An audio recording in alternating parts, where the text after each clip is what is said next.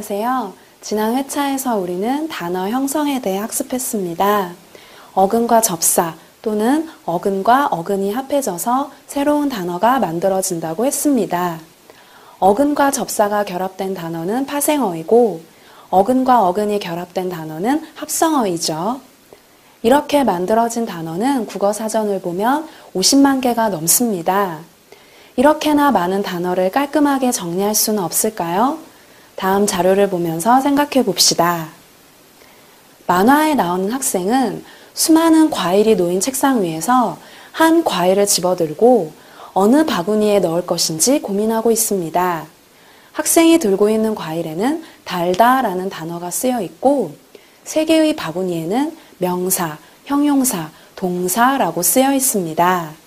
여러분은 어느 셋 중 어느 바구니에 달다를 넣고 싶으신가요? 명사 바구니에 달다를 넣었다면 그 이유는 무엇인가요? 이번 회차에서는 이처럼 단어를 분류하는 기준에 대해 학습하겠습니다. 학습 목표 첫 번째는 품사의 뜻을 설명할 수 있다. 두 번째는 품사를 분류하는 기준을 설명할 수 있다 입니다. 이 목표를 달성하기 위한 학습 내용은 첫째, 품사의 뜻, 둘째, 품사 분류 기준입니다. 재미있는 OX 퀴즈를 풀어볼까요? 문제를 읽고 답을 생각해 보세요. 어근은 접사와 짝을 이루고 어간은 어미와 짝을 이룬다. 정답은 O입니다. 어근과 어간의 개념을 구별하는 일은 매우 중요합니다. 어근은 단어 형성과 관련한 개념이고 어간은 활용과 관련하여 사용되는 개념이기 때문입니다. 어근에 대립되는 개념은 접사인데 반해 어간에 대립되는 개념은 어미가 됩니다. 빨갛다는 빨강과 다라는 두 개의 형태소로 분석되므로 복합어이다. 정답은 X입니다. 새빨갛다는 새라는 형태소와 빨강이라는 형태소로 분리되는 복합어입니다. 그러나 빨갛다는 다라는 어미를 빼고 나면 빨강이라는 한 형태소만 남으므로 단일어입니다. 단어가 합성어인지 파생어인지를 알려면 먼저 직접 구성 성분으로 나누어야 한다. 정답은 O입니다. 단어가 복합어일 경우 이 복합어를 직접 형성하고 있는 단어나 성분을 직접 구성 성분이라고 합니다. 예를 들어 통조림은 통과, 조림으로 형성된 단어입니다. 여러분 책 정리를 해보신 경험이 있나요? 책을 아무데나 꽂아두면 나중에 찾기가 힘들죠? 그런데 기준을 세워서 잘 분류를 해두면 찾기가 훨씬 편하고 수월합니다. 자, 이렇게 분류란 여러 가지 장점이 있는데요. 자, 분류는 어떤 대상을 일정한 기준에 따라 나누는 것입니다. 이것이 문법에서 왜 필요한 것일까요? 자, 분류를 해놓으면 그 대상을 이해하기도 쉽고 기억하기도 쉬운데 이런 절차를 따라야 하죠. 분류하려는 대상의 특성을 먼저 파악하고 각 대상의 특성 중에서 공통된 것을 찾아내야 합니다.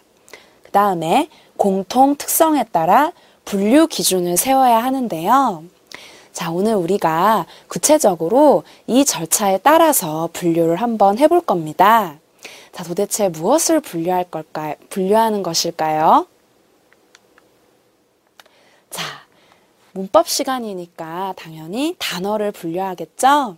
자, 형태소도 실질형태소, 형식형태소, 자립형태소, 의존형태소. 자, 이렇게 구별을 한 적이 있습니다. 그것도 엄밀히 말해 분류가 되겠죠.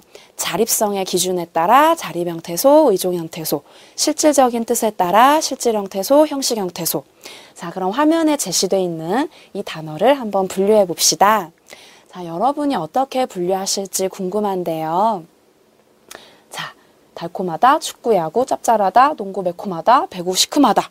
자, 이 단어 어떻게 분류할까요? 네, 자, 여러분이 이제 단어를 분류하실 텐데요.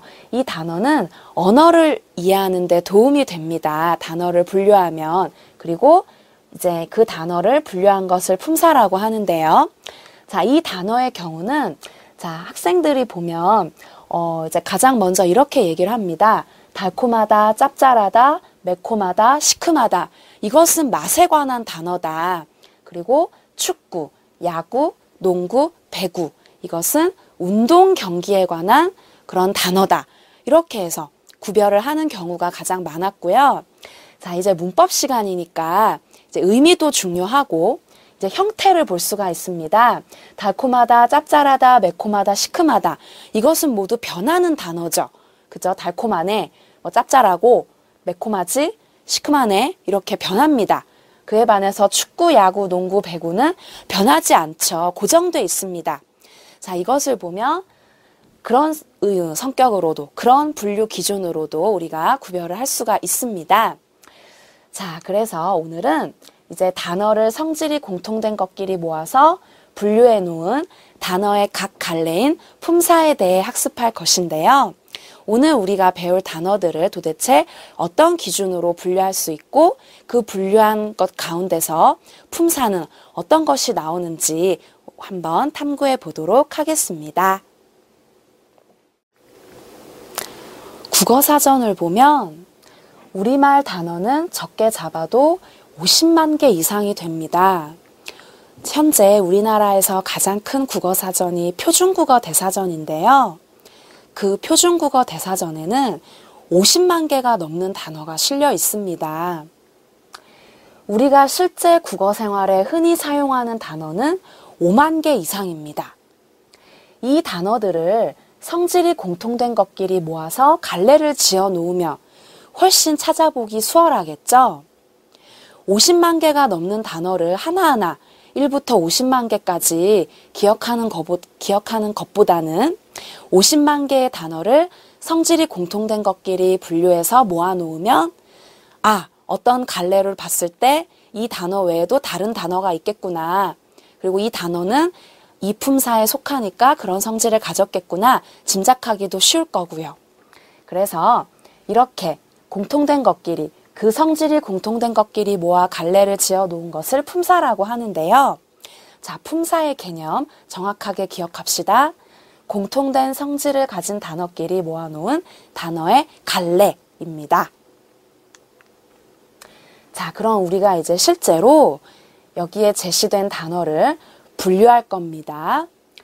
자, 배, 뛰다, 먹다, 비행기, 자동차, 입다, 기차, 서다. 자, 무려 8개의 단어가 화면에 제시되어 있습니다. 이 8개의 단어를 하나하나 기억하려면 힘들겠죠? 이제부터 분류를 해볼까요? 자, 미리 분류를 해놨습니다. 자, 배, 비행기, 자동차, 기차 이렇게 분류를 했고요. 뛰다, 먹다, 입다, 서다 이 4개의 단어를 또 하나의 갈래로 묶었습니다.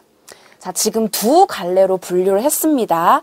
8개의 단어를 도대체 어떤 기준에 따라 이 8개의 단어를 4개 이렇게 2갈래로 나눈 것일까요? 자, 이 4개 단어의 공통된 성질 찾으셨나요? 네, 모두 교통수단이란 공통점이 있죠? 이 4개의 단어는 어떤 공통점이 있나요? 네, 동작이라는 공통점이 있죠. 즉, 이 단어가 가진 공통된 의미에 따라 분류를 했네요. 하나는 교통수단, 하나는 동작. 자, 그러면 다음 단어들이 보기와 같이 문장에서 쓰일 때 형태가 변하는 단어와 그렇지 않은 단어로 나누어 봅시다 라고 되어 있습니다. 자, 지금 8개의 단어가 나와 있는데요. 자, 보기를 보시면 자, 먹다라는 단어는 먹는구나, 먹는 이렇게 형태가 변하죠. 자, 여러분이 하나 더 기억하셔야 할 것은 자, 이렇게 형태가 변하는 단어는 오로지 그 기본형만 사전에 올라 있습니다.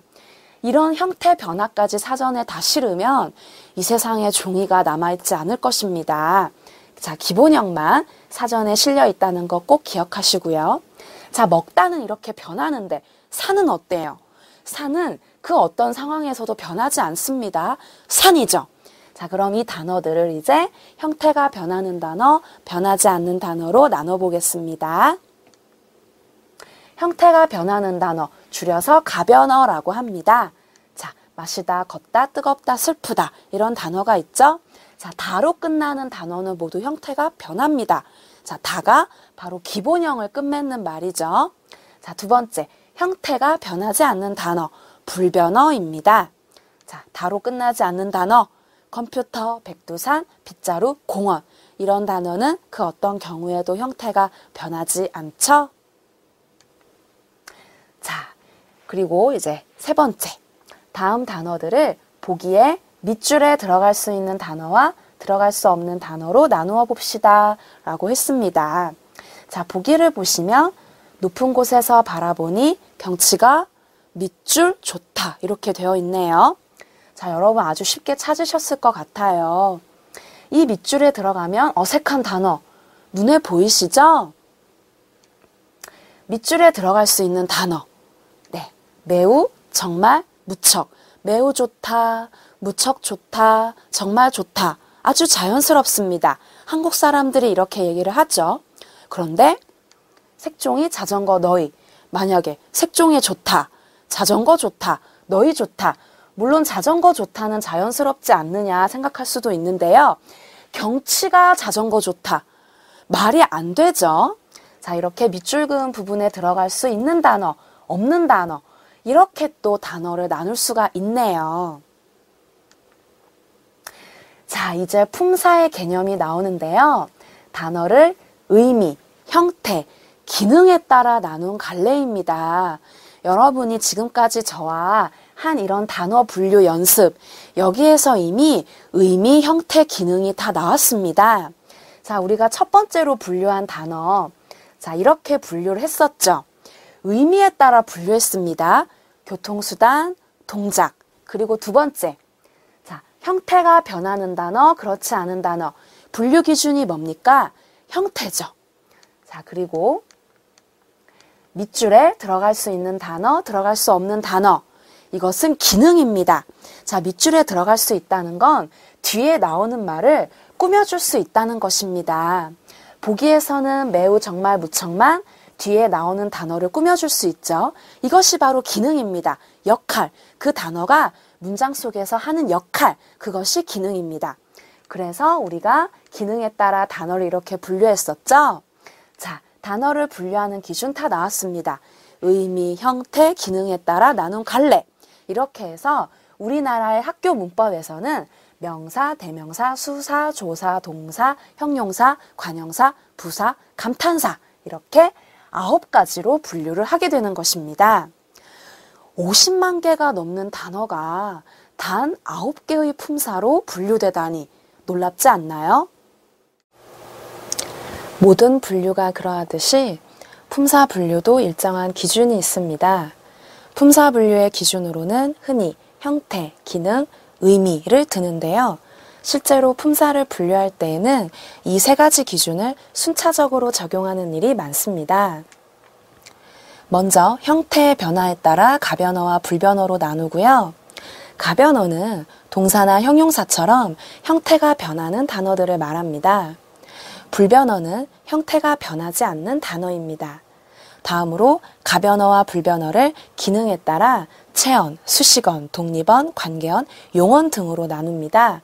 최종적으로 명사, 대명사, 수사, 관형사, 부사, 감탄사, 조사, 동사, 형용사 이렇게 나누는데요. 자, 지금부터 이 단계를 하나하나 적용해서 분류하겠습니다. 자, 1단계, 형태가 변하는가, 변하지 않는가. 자, 불변어, 변하지 않는 단어입니다. 아, 그곳에서, 새, 옷, 을, 하나, 더. 자, 이런 단어는 형태가 변하지 않습니다. 그런데 가변어는 어떤가요? 사다, 사니, 좋다, 좋구나. 자, 변했죠? 자, 이런 단어를 가변어라고 합니다. 자, 두 번째, 기능은 어떻게 다를까요? 자, 체언, 수식언, 독립언, 관계언, 용언이 나오는데요. 자, 체언, 몸체자입니다. 이 문장에서 그곳, 옷, 하나, 이 문장, 이 단어를 문장 속에서 빼버리면 이 문장이 어떤 의미인지 감이 잡히지 않습니다. 그만큼 이 문장, 속에서 이 단어들이 중요한 기능을 한다는 거죠. 몸체자, 체언입니다. 자, 수식어는 꾸며주는 말입니다. 수식. 자, 새와 더는 뒤에 나오는 옷, 산이를 꾸며줍니다. 자, 그 다음에 독립언, 아입니다. 자, 새는 뒤에 나오는 옷을 꾸며주죠. 옷과 산이를 꾸며주는 수식언, 새, 더입니다. 자, 그 다음 독립언, 아. 자, 혼자 쓰이는 말입니다. 독립언. 다음 관계언. 자, 명사 뒤에 붙어서 관계를 표시해주는 말인데요. 그곳 뒤에 에서, 그리고 옷 뒤에 을이 붙었죠. 그래서 그곳, 이것이 장소의 의미를 나타내고 옷이 무엇을 찾는가의 의미를 나타냅니다. 관계언입니다. 그다음 용언, 자, 활용한다는 말입니다. 형태가 변하는 걸 문법적인 용어로 활용이라고 하는데요. 사다, 사니, 좋다, 좋구나. 자, 이렇게 변하는 걸 활용이라고 합니다. 그래서 앞에 화를 빼고 용언이라고 부릅니다. 자, 마지막으로 의미입니다. 자, 이름을 나타내면 명사이고요. 명사를 대신하면 대명사고요. 자, 숫자를 나타내면 수사입니다. 덧붙일 붙자. 자, 산이 앞에 더가 붙었죠? 자, 부사입니다. 동사를 꾸며줍니다. 그 다음 감탄사. 감탄, 아, 놀람을 나타냈죠? 감탄사입니다. 그 다음 조사. 자, 앞말에 붙었죠? 자, 옷 뒤에 붙어서 을. 자, 도와주는 말입니다. 앞말의 의미를 도와줍니다. 도울 조자 조사입니다. 동사. 자, 동작을 나타내죠? 산이, 사다. 동작을 나타내면 동사입니다. 그다음 형용사, 좋구나. 상태나 성질을 나타내면 모양 형자, 모양 용자를 써서 형용사라고 합니다. 자, 그러면 지금까지 배운 내용을 이제 참고해서 표를 채워보도록 하겠습니다. 자, 불변어, 변하지 않는 단어에는 체언과 수식언이 있었죠. 꾸며주는 말입니다. 체언에는 뭐가 있었나요? 이름을 나타내는 명사, 명사를 대신하는 대명사가 있었죠. 자, 다음 문장을 읽고 분류 기준을 적용해서 품사를 분류해 보도록 하겠습니다. 두 문장 나와 있는데요. 품사를 분류하려면 먼저 단어를 찾아야 되겠죠? 자, 단어로 이 문장을 분석하겠습니다. 자, 단어가 17개가 나옵니다. 자, 이 17개의 단어를 이제 품사로 분류하겠습니다. 자, 형태에 따라서 분류합니다. 가변어. 자, 변합니다. 맑은, 이다, 좋은, 떠난다. 자, 다 변하죠. 막다, 맑은, 이다, 이내, 이고. 자, 좋다, 좋네, 좋은, 떠나네, 떠나지, 떠나고, 떠난다. 변하죠. 그에 반해서 나머지 단어들은 형태가 변하지 않습니다. 불변어입니다. 자, 그 다음 기능에 따라 보겠습니다. 자, 몸과 같은 기능. 어떤 단어 있나요? 네. 이런 단어죠. 자, 이 단어를 빼고 나면 이 문장의 의미가 전혀 잡히지 않습니다. 몸과 같은 기능을 합니다. 자, 수식어는 꾸며줍니다. 자, 꾸며주는 단어는 무엇인가요? 네, 정말 이가 되겠죠. 자, 그리고 독립언, 혼자 있어도 되는 말이 무엇인가요? 네, 아입니다. 자, 감정을 나타내죠. 자, 그 다음에 관계언입니다. 다른 말 뒤에 붙습니다. 다른 말과의 관계를 표시합니다. 무엇이 있나요? 예, 이다, 는, 에, 과, 을 이죠. 모두 앞말에 붙어 있습니다. 명사에 결합되어 있죠. 관계언입니다. 자, 용언, 변신합니다. 자, 변신한다는 걸 문법적인 용어로 활용이라고 하죠. 자, 무엇이 있습니까? 네, 그렇죠. 맑은, 좋은, 떠난다. 이렇게 나와 있는 걸 확인할 수 있습니다. 자, 그 다음 의미에 따라 나눌게요. 명사, 이름을 나타내는 말. 자, 이런 단어가 있죠? 자, 대명사, 명사를 대신하는 말 무엇이 있습니까? 나가 있죠. 그 다음에 수사, 자, 숫자를 나타내는 말 무엇이 있나요? 예, 이 문장에서 셋이네요. 자, 부사, 덧붙습니다. 동사나 형용사 앞에 붙어서 동사나 형용사의 의미를 꾸며줍니다. 무엇이 있습니까? 네, 정말이죠. 맑긴 맑은데 정말 맑다. 자, 형용사를 꾸며주고 있습니다. 자, 그 다음에 관형사. 자, 관형사는 명사를 꾸며주는 말입니다. 날씨는 날씨인데 자, 관형사입니다. 그 다음 감정을 나타내는 말, 감탄사입니다. 자, 그 다음 조사. 명사 뒤에 붙어서 도와주는 말. 자, 이런 말들이 있죠. 이다, 는, 에, 과, 을. 자, 그 다음에 마지막으로 형용사. 상태나 성질을 나타내는 말 무엇이 있습니까? 네, 그렇죠. 예, 짧은이 아니죠. 맑은과 좋은. 자, 두 가지 형용사가 되겠습니다. 배운 내용을 정리해 봅시다. 이번 회차에서는 품사의 분류에 대해 학습했습니다. 단어를 분류하는 일은 언어를 이해하는 데 도움이 됩니다. 그래서 언어를 연구하는 학자들은 단어를 성질이 공통된 것끼리 모아 분류하는데 이렇게 분류해 놓은 단어의 각 갈래를 품사라고 합니다. 품사를 분류하면 언어에 일정한 질서가 있음을 탐구하는 동안 사고력과 이해력을 기를 수 있고 실제 국어 생활에 도움을 줍니다. 품사를 분류하는 기준은 3가지입니다.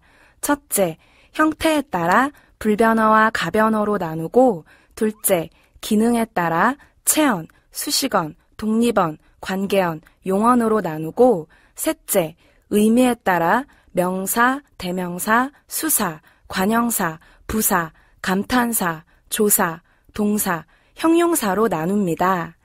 불변어에는 체언, 수식언, 독립언, 서술격 조사를 제외한 관계언이 있고 가변어에는 서술격 조사, 용언이 있습니다.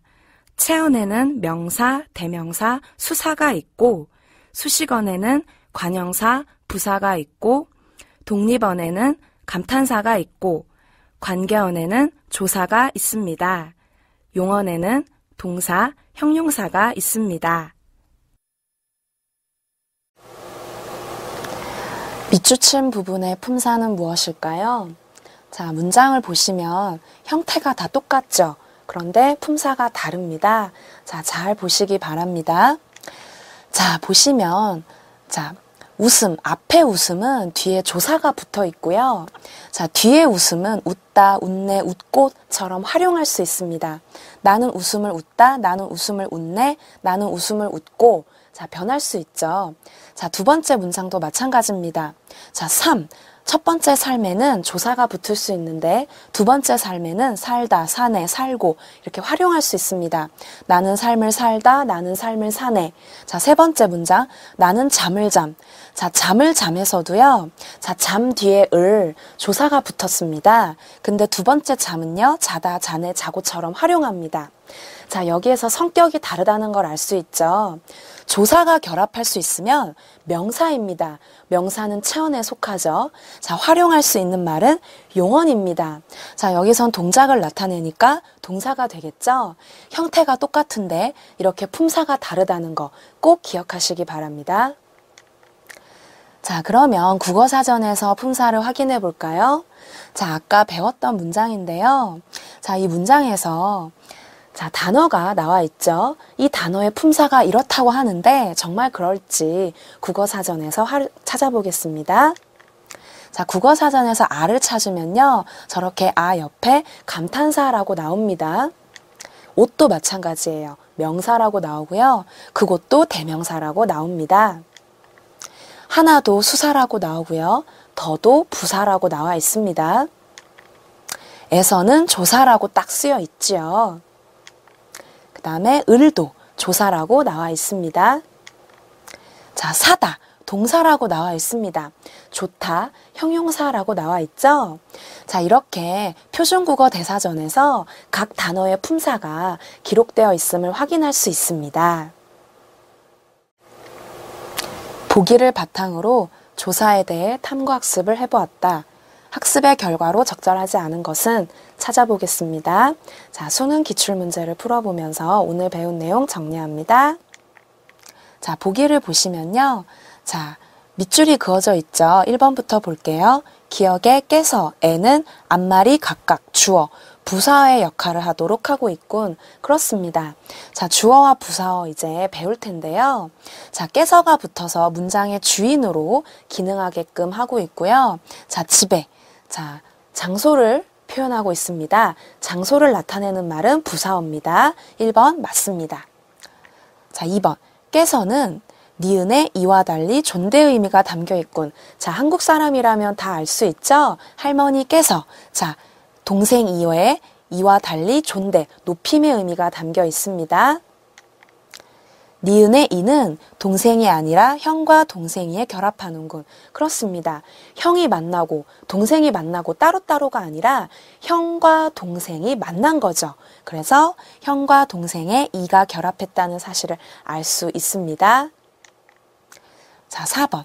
니은의 과와 디귿의 와는 앞말의 의미에 의해 선택되는군. 정말 그럴까요? 자, 과는 왜 과일까요? 형과 동생이 하지 않은 이유는 형, 자, 혀 밑에 받침이 있기 때문입니다. 그에 반해 너, 자, 너에는 받침이 없죠? 한국어에서는요, 앞말에 받침이 있을 땐 과가 오고요, 앞말에 받침이 없을 땐 와가 옵니다. 자, 의미가 아니라 받침에 따라 선택되는 것입니다. 따라서 4번, 적절하지 않죠. 5번. 디귿의 만의를 보면 조사끼리의 결합도 가능하군. 그렇습니다. 만도 조사고요. 의도 조사입니다. 국어사전에서 찾으면 만과 의 모두 조사로 올라 있습니다.